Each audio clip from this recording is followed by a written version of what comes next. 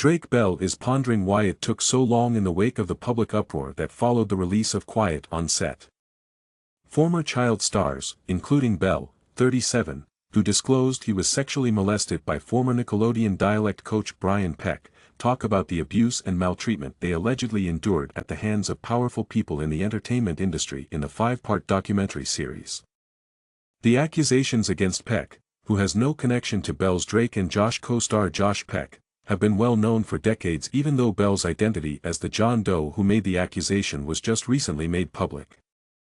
After former Nickelodeon production associate Jason Handy was arrested in 2003 for sexually explicit material distribution via email, lewd actions on a kid, and sexual exploitation of minors, Brian was also arrested for lewd acts with a child.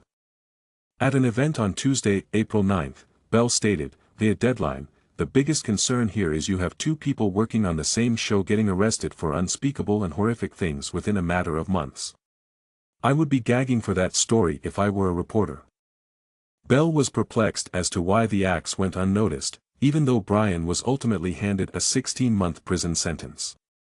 Bell remarked, "There were years when I would search on Google to see who had written about it. It was in the middle of nowhere. There was more information available on Jason than on Brian. That was really confusing to me. This is the response that, in my opinion, ought to have taken place a long time ago and is currently being felt by all. Something has to change in this situation." Bell claimed he was approached to share his tale in another documentary but wasn't quite ready before taking part in Quiet on Set. He clarified, "Hollywood is very small, especially when you work on shows. You unite as a family. Individuals converse. I simply wasn't in the right frame of mind to discuss it or make it public." Bell was shocked by the response of the documentary crew when he rejected. Bell said, "The response was unbelievable.